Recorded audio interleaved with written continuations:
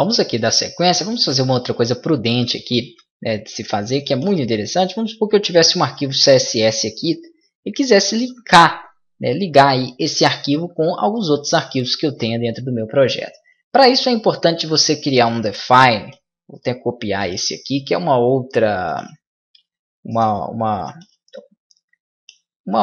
variável aqui, né, aonde você passe essas informações para essa variável, né, no caso a nossa constante, de caminho principal da pasta. Que eu passei do admin, mas eu posso passar do principal para poder jogar ali o nome de um outro determinado arquivo, como se fosse, por exemplo, uma folha de estilo.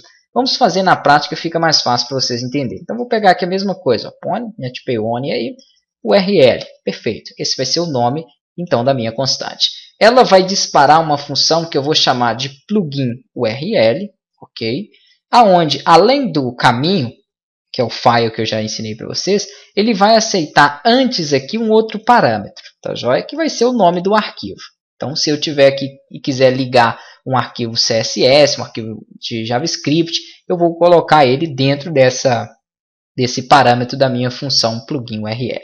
Vamos criar esta função aqui no admin, que é onde ele está atualizando ali no corpo da página, para a gente poder testar. Vou abrir aqui um bloco PHP, porque eu vou precisar de chamar a função, obviamente eu tenho que ter um bloco PHP.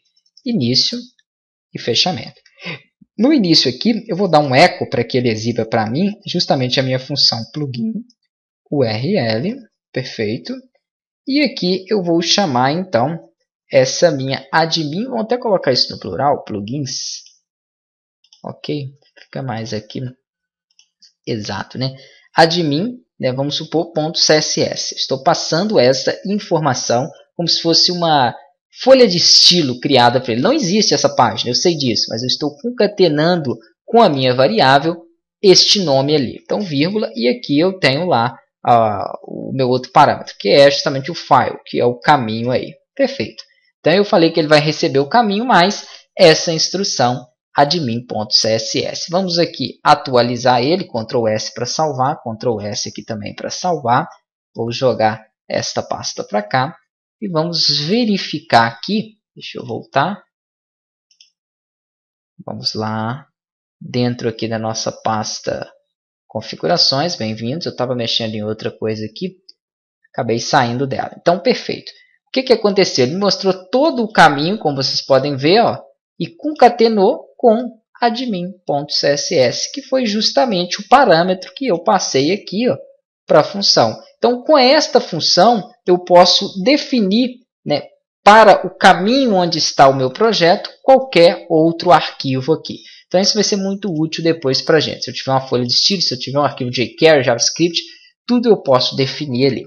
Outra coisa que é interessante, vou explicar já para vocês aqui então dentro dessa aula, é também trabalhar aí, né, com algumas ações aqui dentro dele. Vamos criar uma ação aqui, adicionando ela da seguinte forma, com add action. Eu tenho ações para tudo que é tipo de coisa, né, de funções que vocês pensarem aí dentro do WordPress. Por exemplo, ao salvar um post, vamos criar aqui então a nossa função save post.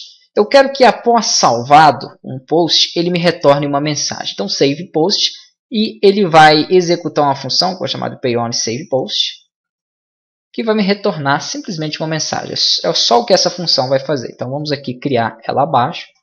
Function PayOnSavePost, da mesma forma que você escreveu ali acima, obviamente, né? Abre e fecha parênteses, abre aqui e fecha as chaves.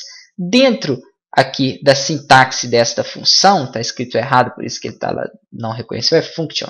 Escrevi errado ali na pressa. Eu vou pedir então para ele fazer o seguinte. Após finalizar o salvamento, como que eu defino esse após finalizar aí? Com wp-die. Então, wp-die, após ele terminar de salvar, execute para mim uma mensagem. Pode ser finalizando salvamento. Ok, beleza.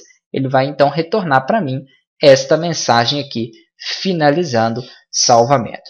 Aqui eu utilizei o método savePost para que ele então faça algo ao salvar, mas eu poderia utilizar métodos ao inicializar o meu site, ao fechar o meu site, ao gerar, por exemplo, o rodapé. Tem muita coisa aí que nós veremos no decorrer do curso. Vou dar um Ctrl S vou mandar aqui para a pasta. Por enquanto é só para que vocês entendam que as actions, elas então são passadas quando você quer definir que algo vai acontecer em um determinado momento. Então eu vou vir aqui em posts, vamos supor que esse post Olá Mundo, eu vou fazer uma alteração nele. Então aqui ele vai ter um texto qualquer, deixa ele só abrir o texto, ó.